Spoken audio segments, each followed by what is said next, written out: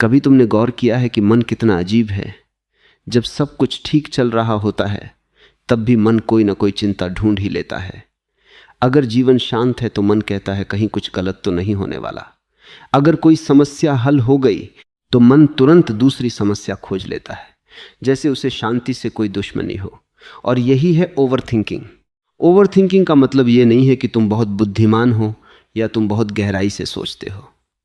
असल में over thinking का मतलब है कि मन का तुम्हारे ऊपर नियंत्रण हो गया है। तुम सोच नहीं रहे होते, बल्कि सोच तुम्हें सोच रही होती है। जरा ध्यान से देखना, जब तुम ओवर थिंक करते हो तो तुम किसी समस्या को हल नहीं कर रहे होते।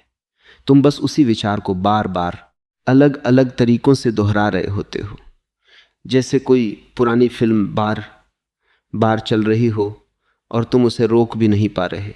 कभी तुम रात को सोने जाते हो, सब कुछ शांत होता है, लेकिन दिमाग शुरू हो जाता है, कल क्या होगा, अगर ये गलत हो गया तो लोग क्या सोचेंगे, मैंने ऐसा क्यों कहा।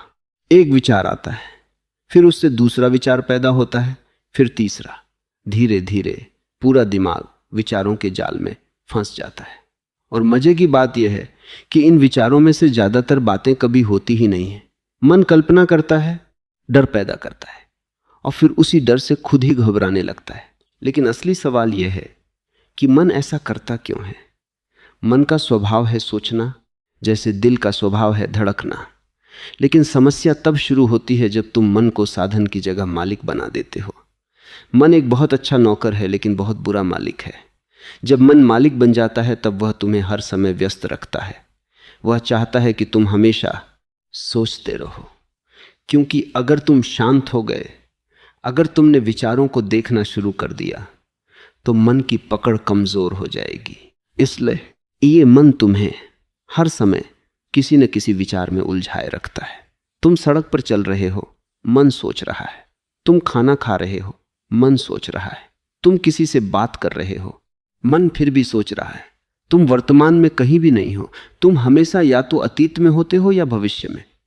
अतीत जो अब अस्तित्व में ही नहीं है और भविष्य जो अभी आया ही नहीं है, इन दोनों के बीच तुम्हारा वर्तमान खो जाता है। ओवर थिंकिंग का असली कारण यही है कि तुम वर्तमान में जीना भूल गए हो।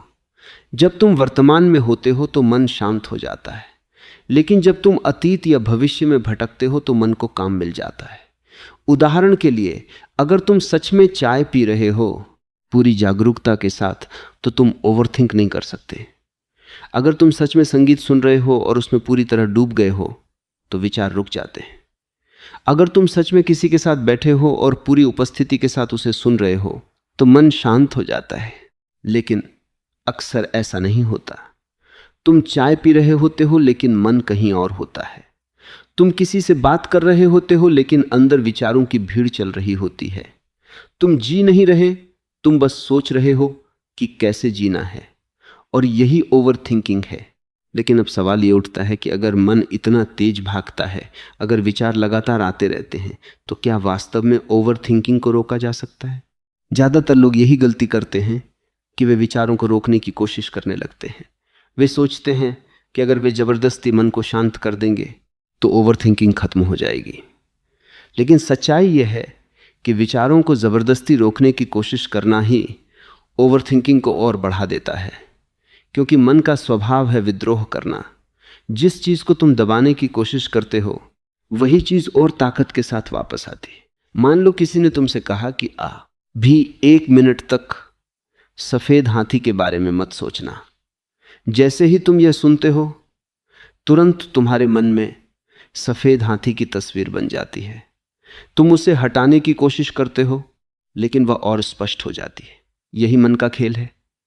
जितना तुम किसी विचार को दूर धकेलना चाहते हो, वह उतना ही तुम्हारे पास वापस आता है।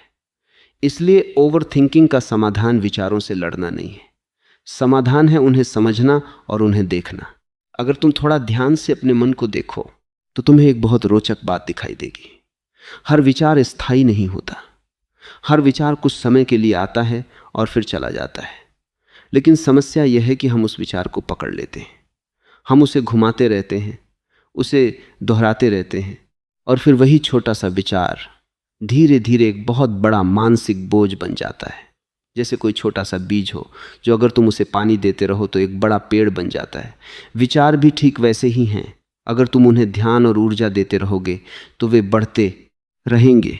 अब जरा एक और गहरी बात समझो। मन में जो भी विचार आते हैं वे वास्तव में तुम्हारे नहीं होते।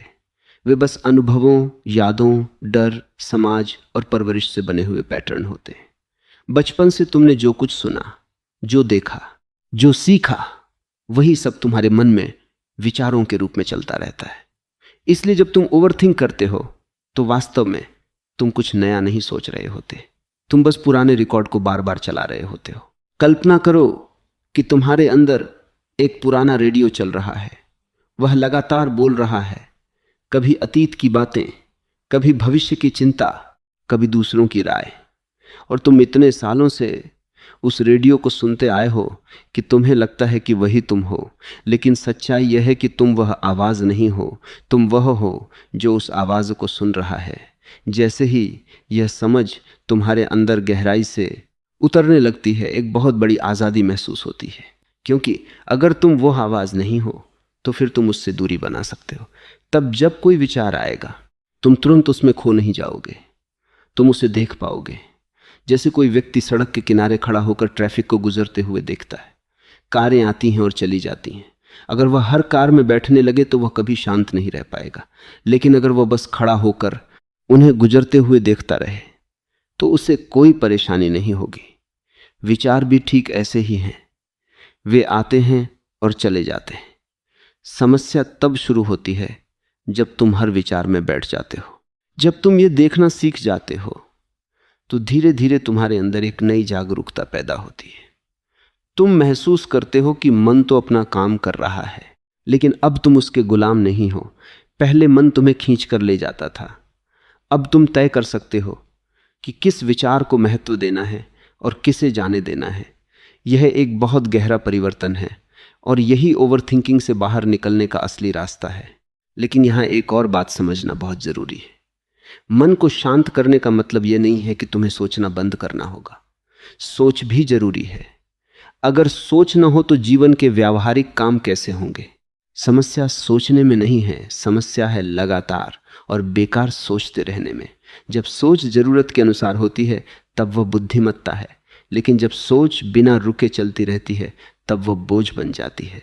उदाहरण के लिए, अगर तुम्हें कोई निर्णय लेना है तो सोचने की जरूरत है, लेकिन निर्णय लेने के बाद अगर तुम उसी बात को बार बार सोचते रहते हो तो वह ओवरथिंकिंग बन जाती है। मन बार बार उसी जगह लौटता है और तुम्हारी ऊर्जा को खत्म करता रहता है।